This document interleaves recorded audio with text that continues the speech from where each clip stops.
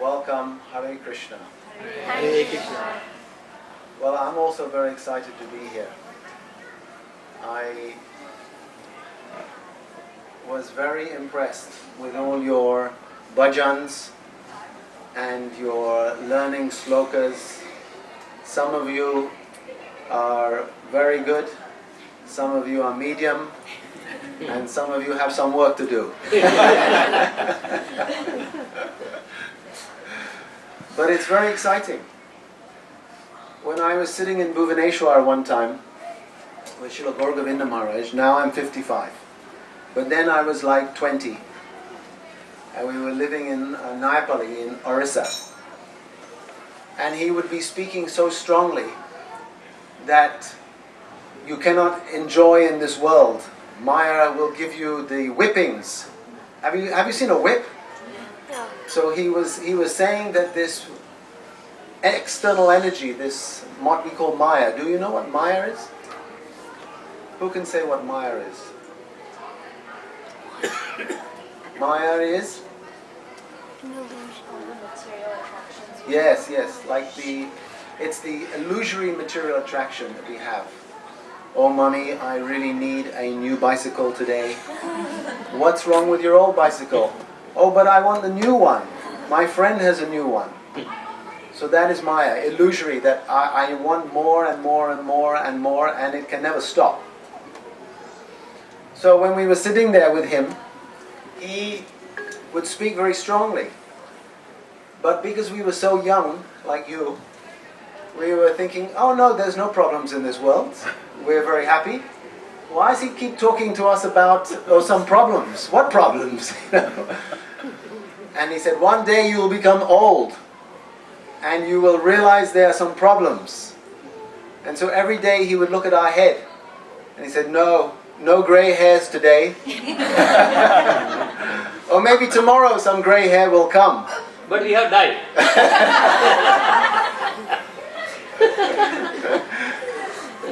So meaning that as we grow older, we tend to understand that we have some responsibilities in life. Isn't it? There's a famous saying that, what is it? Something like the youth is wasted on the youth. Means that if the older people were young, because of all their wisdom and learning, they could also do so many things.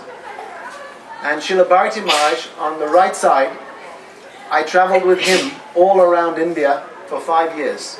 He was 90 years old. So we was traveling all the time. Every 2 weeks, 1 week, we would move. And he would always travel and had so much energy. Have you seen a volcano? Yeah, he is volcano. And have you seen when the volcano erupts? Yes? On TV, yes. You don't want to be there.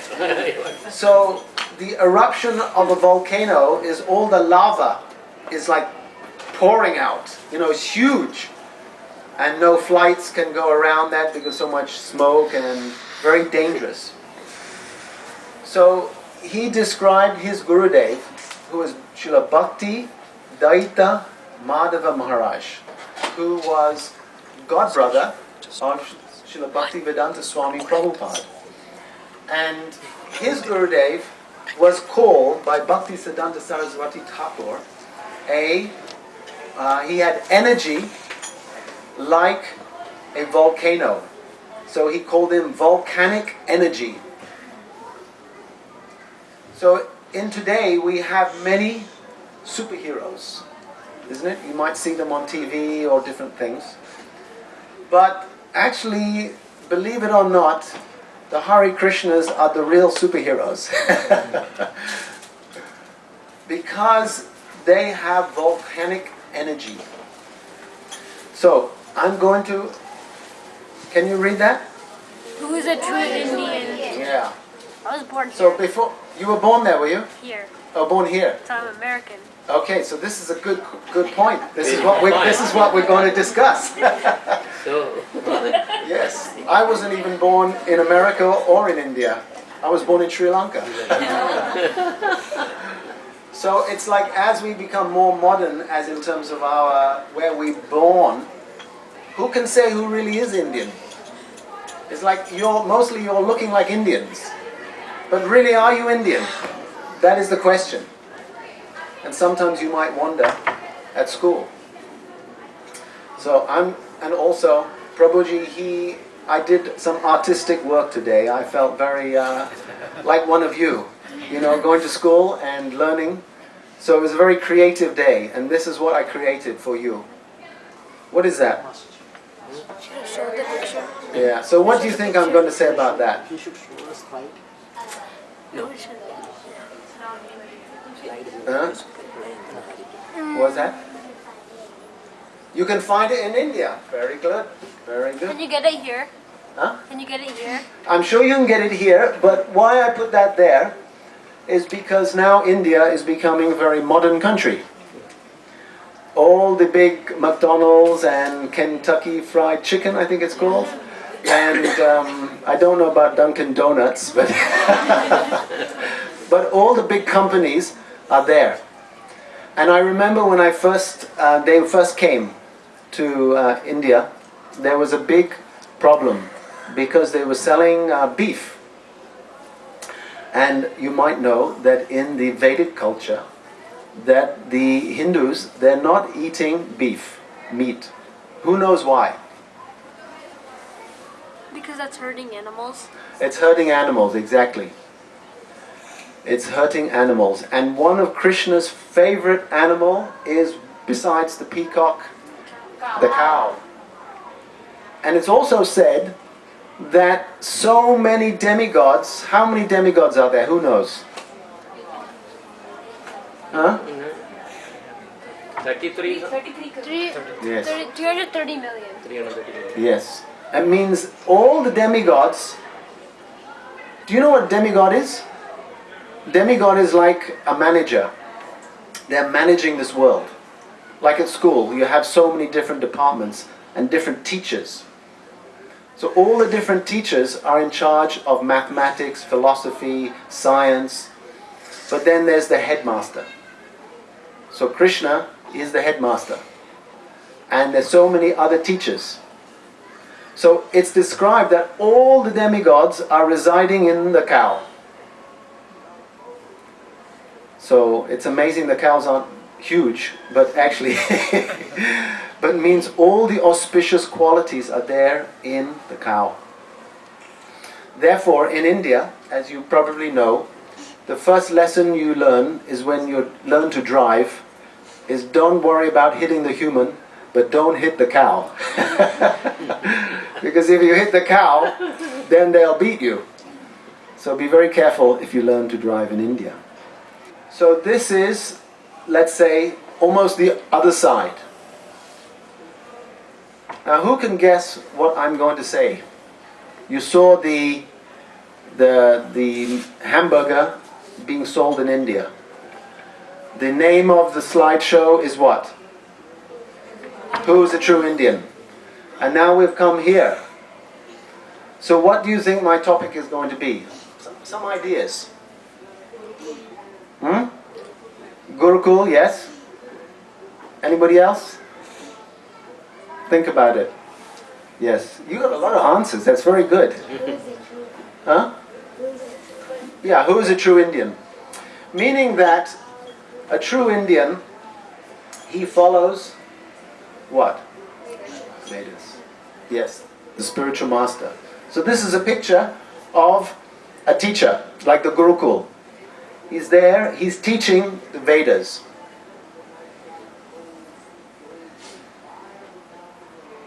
Now,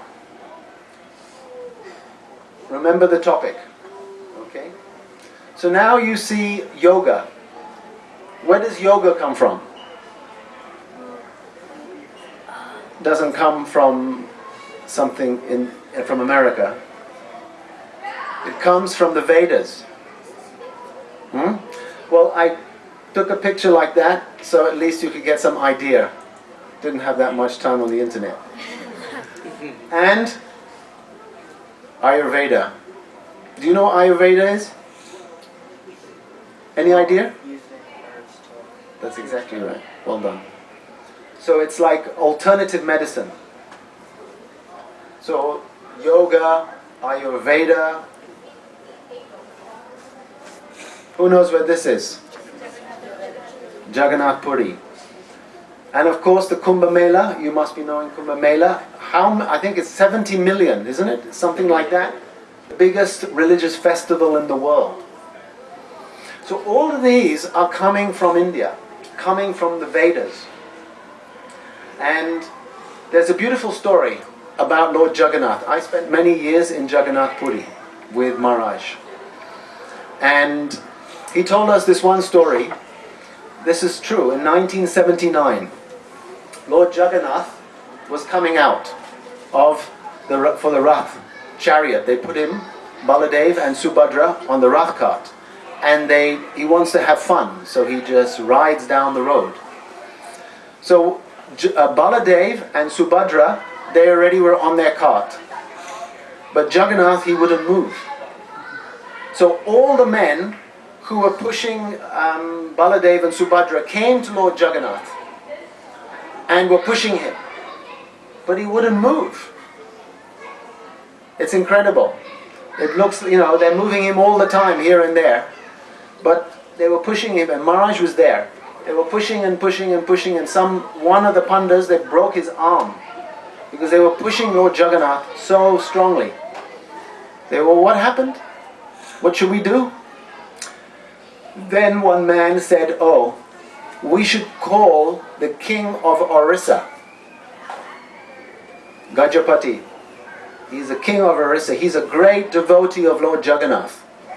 And that year, they decided to make some cuts in the budget for Rath Yatra and not invite him.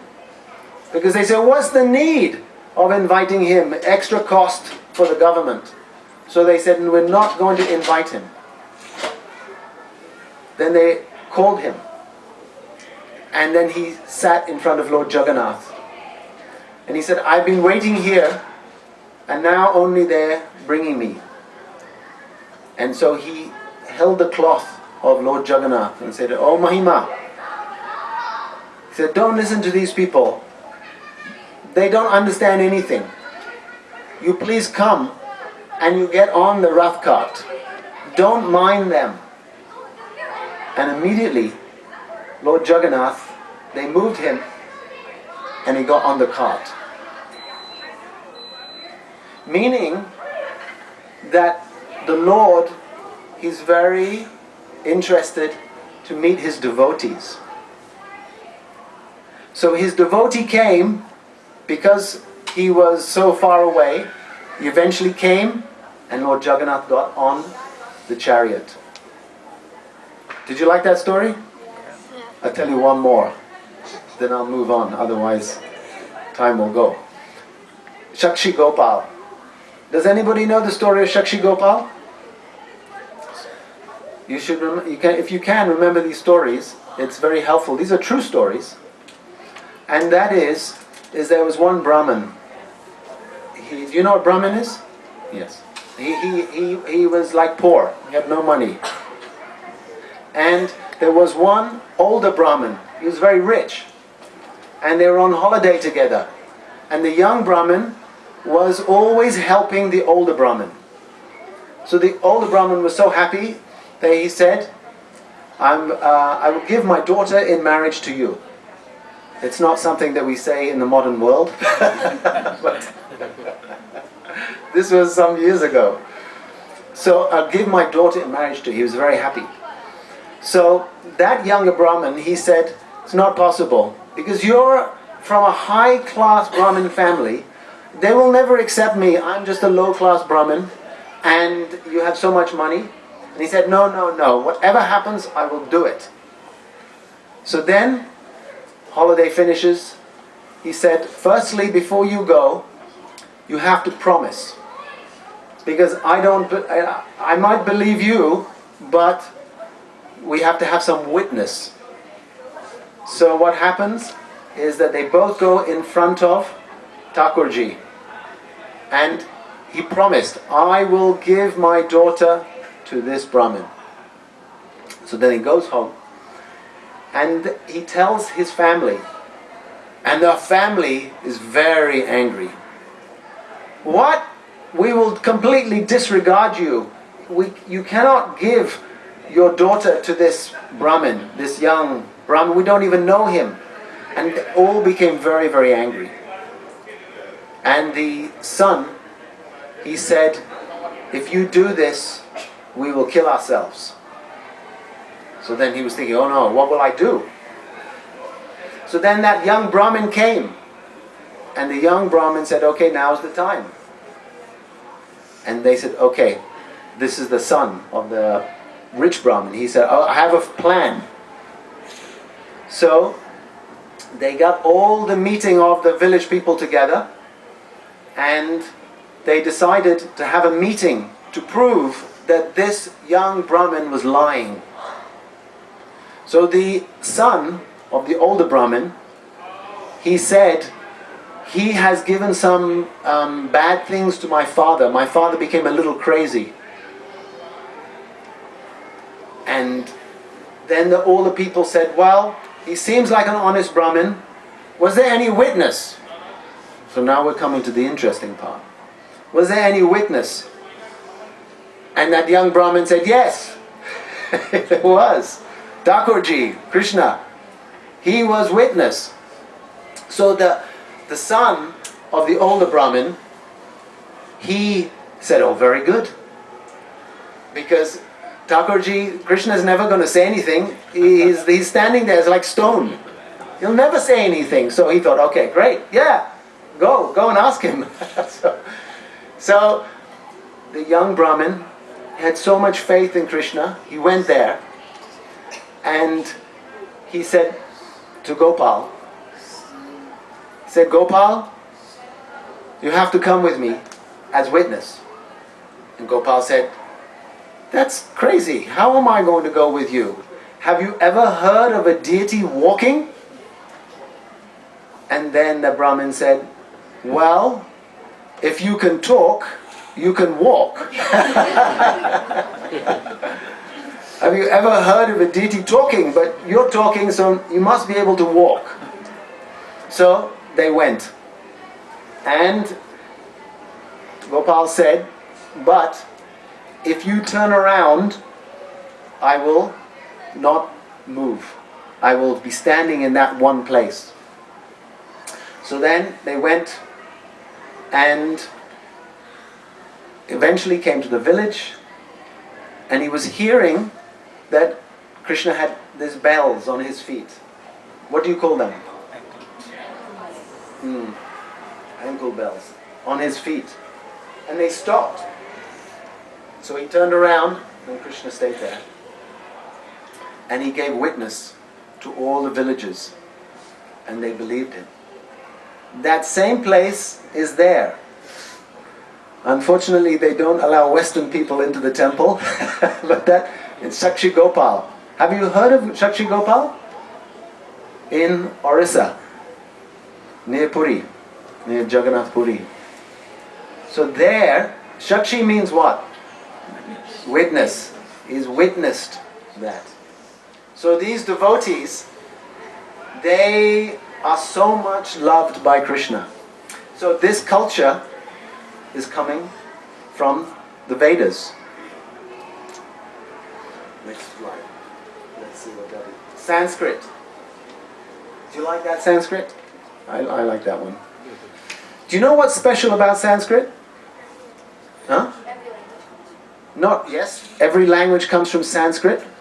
But believe it or not, which is quite amazing, that those people who are in the spiritual world, that's how they communicate with us. You know, it's amazing. That, like now we use internet and all these things, but they're using Sanskrit. They're speaking Sanskrit there, and we're reading Sanskrit here. Therefore, when you do these slokas that you're doing, this vibration, the sound vibration is actually Shuddha, it's pure. The Sanskrit language is a pure language. Now they say in India, oh, it's a dead language. Means no one's speaking it. But actually this vibration is completely coming from spiritual world. Are you doing okay so far? Not sleeping too much? You awake? There'll be a test at the end. So here's another thing India has brought. Who can read that? Oh. Are my friends, and I don't eat my friends. Animals are my friends, but I don't eat my friends. Well, hopefully none of you do. Isn't it? So we don't eat our friends. So this actually, when Srila Prabhupada, Swami Prabhupada came to the Western world, he brought this with him to the West. And now, everywhere you go, even people are becoming vegan, I think, isn't it? Not even because they don't want to hurt the cows. So now, what is the teaching of the Vedas? I like this picture, so I put it in. This is Brahmaji, Lord Brahma. Beautiful picture. Lord Brahma, he's like Krishna actually, because he's the secondary creator. He creates all this universe. It's incredible. Like some of your parents may be IT people, and they create programs. Full of bugs. Full of bugs. But Lord Brahma, there are no bugs in his program. Even though sometimes we might be at home thinking, oh gosh, why isn't it working out? I have my plan. Why isn't it working? But there are no bugs in Brahma's plan, in Krishna's plan. Because he is Patita Pavan. Whatever situation, he loves you. He loves you so much that he's always thinking of your benefit. Have you noticed at home, sometimes your parents may say no to something and you're thinking, well, why are they saying no to this? But then maybe as you grow up a little bit, I know for me, I can understand now why my father and my mother said no, you cannot have that. Like sometimes the kids, they want a mobile phone, and they're only 5 years old. Maybe some of you have it, I don't know. I think very soon when they are born, I think they will come with a mobile. Yes, I was looking at Saraswati Devi here, and I was thinking, oh, some people will think, because she's also holding, it looks like a mobile phone. So they'll think, oh, even the Devas, they have mobile phones now. So we may think of our parents, they don't want us to have this phone, it's not fair. But actually not everything on the internet is beneficial for us. So there's some restriction. So in the same way, sometimes Krishna, he holds back some things from us. He holds it back to help us to understand that maybe at this point, it's not the best for us. It's a bit difficult to understand. But a parent, they can understand what is helpful for the child. So, the basis of the Vedas, for 5,500 points, if anybody can get this correct, we'll give you a stamp on your head. What basically, in essence, is the Vedas teaching? Oh, my ears. Okay. There's also minus points if you get it wrong. Reach Krishna. Huh? Reach Krishna. What is it? Reach Krishna, yes. Reach Krishna. And to put it in the Vedas, Vedic language, What is the important? is we are das. We are servant of God. Basically, if you can understand that one thing, your life will go a lot easier. I'm a servant of God. We are das. Okay, now I'm going to explain, not too long, why is it important? Have you heard of psychology? In psychology, there's something called like someone's character, some personality. And what builds the character? It's called self-esteem. Here's one of, I think, all of our favorite pictures. Lord Ram. Isn't it? Hopefully, yes. Okay. Now, if you look at Ram's life, he had a lot of problems. Okay? You think you have difficult life? You look at Ram's life. It was incredible. Who can tell me what the problem, one of the big problems that Ram faced? Anybody? So 2.5 points. I want another stick. Exiled into the forest, that's right. Ravana took Ravana his took his wife. wife. Yeah, I mean there's lots of problems. Ravana took his wife, exiled into the forest. What was happening just before he was exiled into the forest? He was going to be king. Exactly. I mean, one day he's going to be king, next day he's out. And so it was extremely difficult. But how, of course, we know that Ram is Bhagavan, but he came to teach us something. It's not just like, oh great, here's Ram. Look, he's got a bow and he can shoot so nicely, and look at all these beautiful stories, and he crossed Lanka, and Hanuman, he jumped across Lanka, killed Ravan. Wonderful story. But there must be some teaching in it. So many teachings. But this teaching in particular, we're talking about self-esteem, character. How did Ram have such strong self-esteem? It's a difficult one. But I gave you a hint because I told you what the Vedas are about. Can anybody remember? What are the Vedas about? He said all about Krishna, and I said servant of God. So how did Ram find the strength to, one day he was a great man, you know, up on the top of everything, and the next day he was out.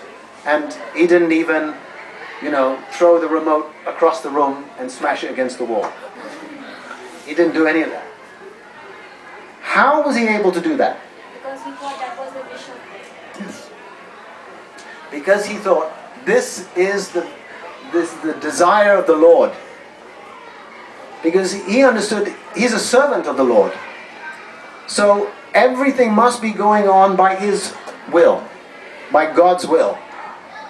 Now that is a very high level of spiritual topic, isn't it? To understand that everything that happens in my life is going on by God's will.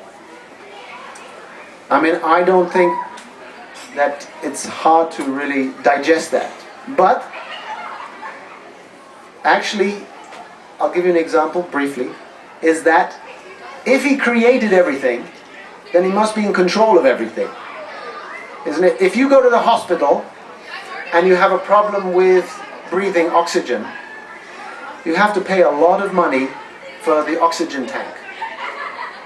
Isn't it? You have to pay a lot of money. How many kidneys do you have? 2. So you got 1 extra. Krishna has given you 1 extra. So if you go to the hospital to replace a kidney, or you know, whatever problem you have, how much does it cost? In America, I'm afraid to get sick. but it's very expensive. Okay, so but Krishna, he's given you it free. Take this body. He's given it free, just like that. So means that he is giving everything to everybody. He's giving this air to breathe. He's giving everything. So everything is happening by his will. So there, Ram, he understood, I'm a servant of God. So what God does, let me accept it. That was his source of self-esteem, his strength. You know, when something happens in your life and you have to decide, is this a good thing or this is a bad thing? How do we decide? We decide from this principle, I'm a servant of God, is this pleasing to him or is this not pleasing? And then, this is explaining that we are a soul, Atma. Okay, and then we have these different coverings of the body. But actually the soul has so much strength. I was talking about volcanic energy. All right? The soul has so much power. I found this picture. Incredible Hulk.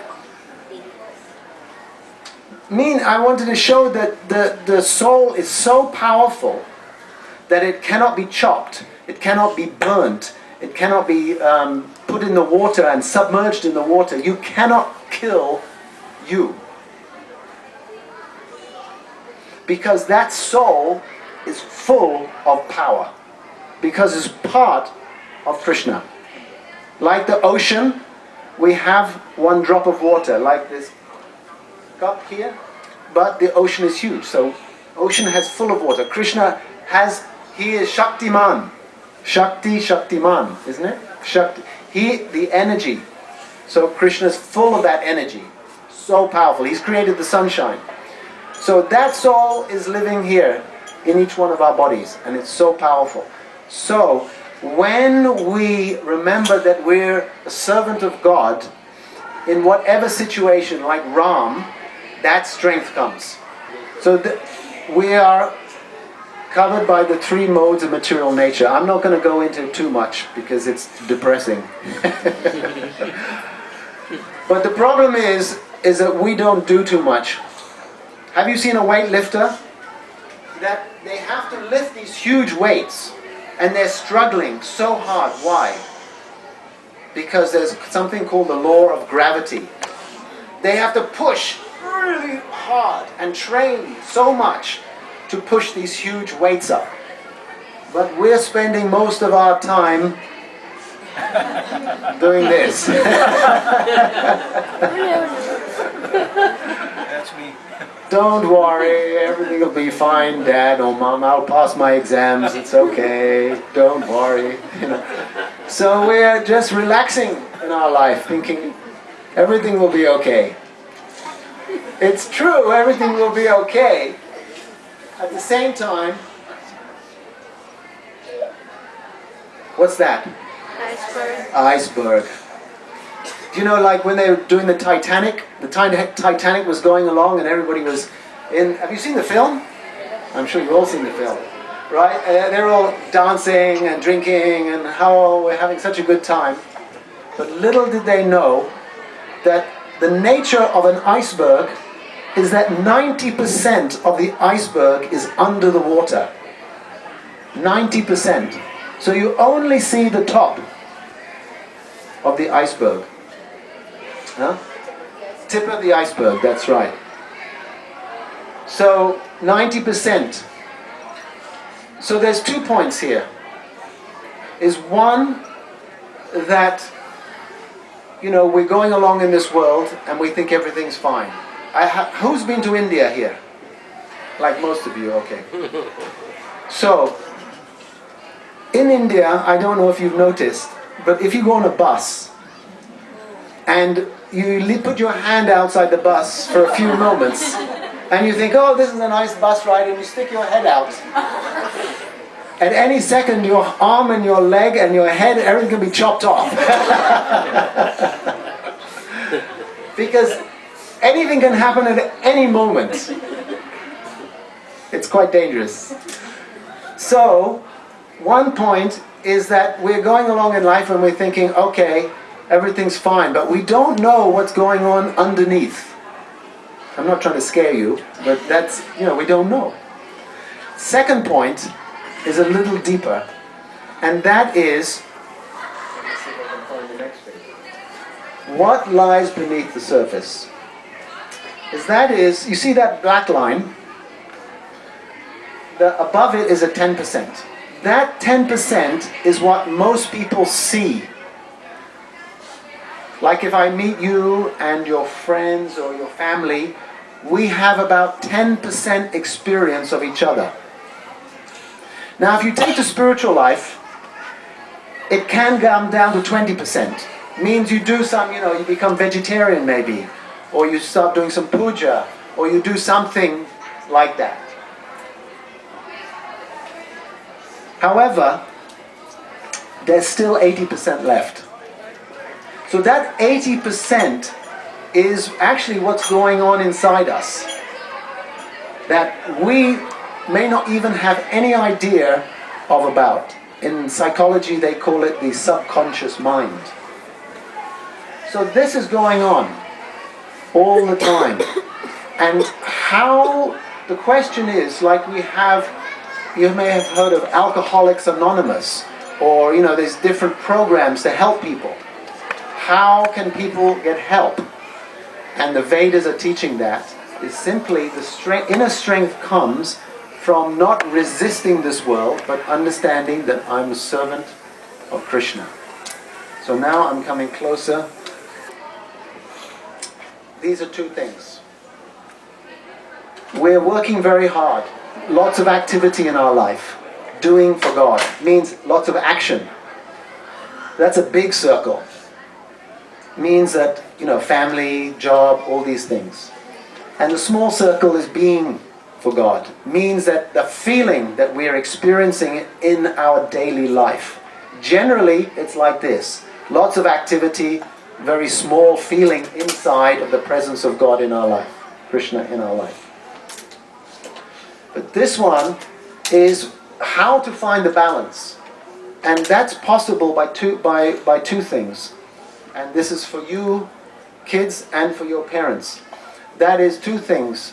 One is by reading some Shastra, reading some scripture every day. Secondly, it's by doing some meditation prayer, like Hare Krishna Mahamantra, Nam. What that does is that when we be very present with the Hare Krishna Mahamantra, then our mind becomes peaceful, like like that iceberg. The mind becomes peaceful, and we can start to connect with that Atma. And when that starts to function in our life, when we develop some affection for that, then our life becomes more balanced. Because we can't just make it balanced as in I'm going to the temple. Because lots of people go to the temple, but does it mean they're spiritual? Not necessarily. We've seen the TV and so many people that do so many, spiritual things. It looks like it, but really there's other things going on. So really the essence is this Hare Krishna Maha Mantra, because then you become present in your heart with Krishna. And that strength becomes real. And then wherever you do in your life, that feeling is there with it, with that activity. Otherwise, activity is going on, but there's no feeling with it. So therefore, this chanting is not just, oh yes, anybody who's Hare Krishna, you have to chant Hare Krishna. But there's some meaning. And the meaning is, if we do that chanting, then we can connect.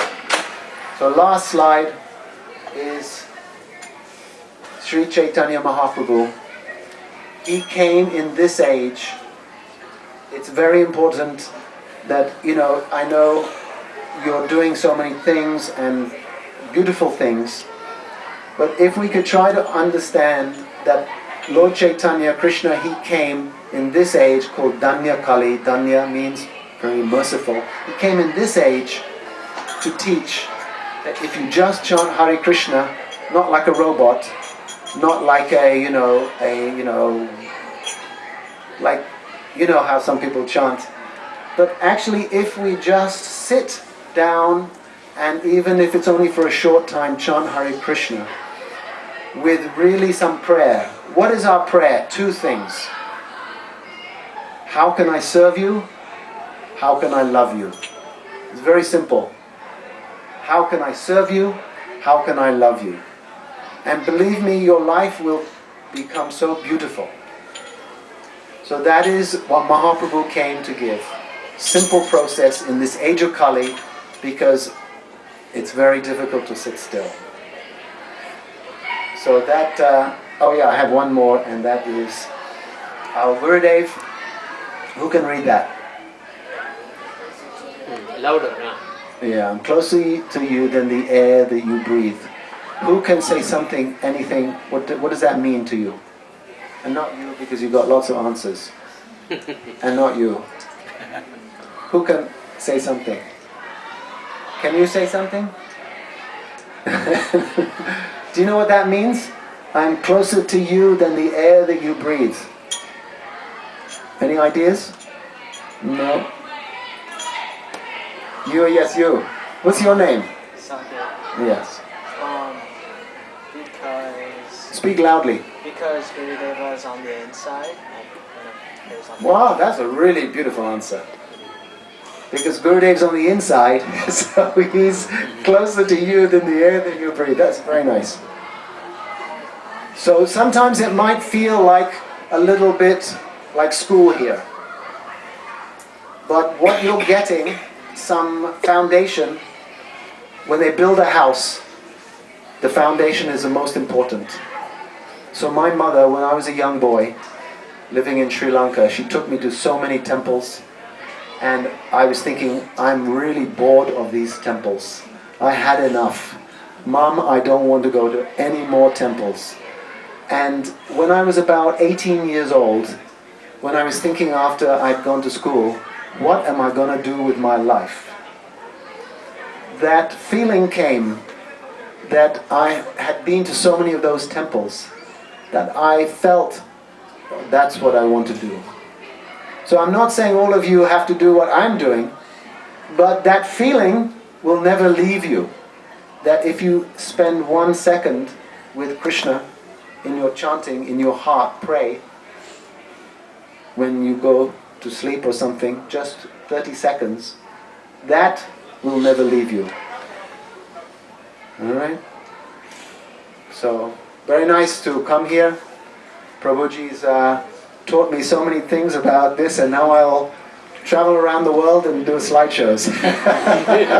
So, Hare Krishna.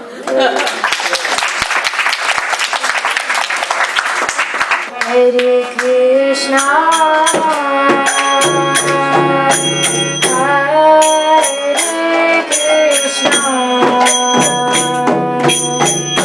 Krishna Krishna, Hare Hare, Hare Rama,